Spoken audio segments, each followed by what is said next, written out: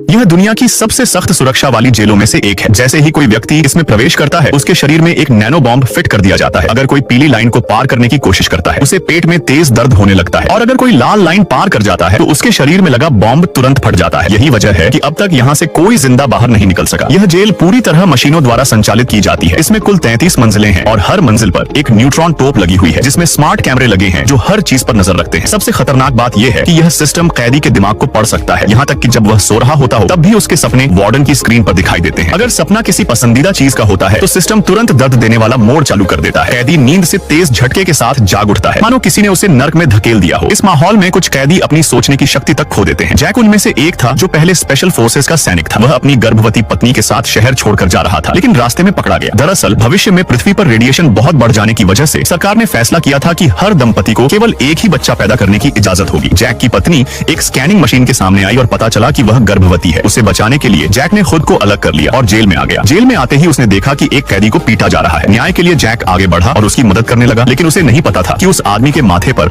8 बिंदुओं वाला टैटू है जो केवल सबसे खतरनाक अपराधियों को दिया जाता है। वह आदमी बहुत ताकतवर था और जैक उसे हरा नहीं सका। शुक्र है कि कैमरे ने सब रिकॉर्ड कर लिया और अलार्म बज उठा। इसके बाद तीनों को लेजर बार वाली एक पिंजरे में बंद कर दिया गया। अगर थोड़ा भी हिले तो लेजर से जल जाए। सिस्टम ने पूछा कि झगड़ा किसने शुरू किया था, लेकिन कोई जवाब नहीं दे रहा था। तब जैक आगे बढ़ा और खुद को दोषी ठहराया। उसे वार्डन के ऑफिस ले जाया गया, जहाँ उसे पता चला कि उसकी पत्नी को भी किसी दूसरी जेल में रखा गया है। यह सुनकर जैक बेचैन हो गया और अपने साथी से पूछा कि महिलाओं को कहाँ रखा जाता है। ठीक उसी क्षण वही गुंडा पीछे से अचानक हमला कर उस पर टूट पड़ा और मारने लगा। वार्डन सब देख रहा था, लेकिन कुछ नहीं बोला, बल्कि उसने पुल हटा दिया ताकि लड़ाई और भड़क जाए। लेकिन जैक ने उसकी कमजोरी पकड़ ली और उसे हरा दिया। अब वह गुंडा पुल से लटक रहा था और वार्डन ने जैक से कहा कि उसे नीचे फेंक दो। जैक कुछ पल रुका, फिर उसे बचाने की कोशिश करने लगा। यह पहली बार था जब किसी ने वार्डन के आदेश का पालन नहीं किया। वार्डन गुस्से से आग बबूला हो गया और उस कैदी को मारने का ऑर्डर दिया। न्यूट्रॉन तोप से निकली गोली ने उसकी छाती को छलनी कर दिया। उसी पल जैक ने मौका देखकर पास पड़ा एक बॉम्ब छिपा लिया। इसके बाद वार्डन ने जैक को एक ऐसी मशीन से बांध दिया जो 360 डिग्री घूमती थी और उस पर लगातार 3 दिन तक प्रयोग किए गए। इसी बीच वार्डन ने जैक की पत्नी को अपने ऑफिस बुलाया, लेकिन उसने जैक को धोखा नहीं दिया, बल्कि वह जैक की मदद करने का रास्ता ढूंढने लगी। एक दिन उसने एनेस्थेटिक और शराब मिलाकर वार्डन को पिला दी। वार्डन ने फिर जैक के दिमाग को स्कैन किया और उसकी यादों में घुसने लगा। जैक ने सपने में खुद को बचपन में एक गड्ढे में फंसा देखा। फिर उसकी पत्नी गड्ढे के किनारे पर झुककर हाथ बढ़ाती है, लेकिन जैसे ही छोटा जैक उसका हाथ पकड़ता है, जैक हकीकत में जाग जाता है। उसे यकीन हो गया कि उसकी पत्नी अभी जिंदा है और यह उम्मीद उसके जीने का फिर से कारण बन गई। अब कैदी उस बॉम्ब को ध्यान से जांचने लगे जिसे जैक ने चुपके से उठा लिया था। इधर जैक की पत्नी ने वार्डन के कंप्यूटर से जेल का नक्शा निकाला और जॉन को दे दिया। उन्होंने लेजर स्कैनिंग के बीच से निकलने का रास्ता ढूंढ लिया, लेकिन बाहर निकलने का केवल एक ही रास्ता था और वह तब तक बेकार था जब तक शरीर में लगा बॉम्ब न निकाला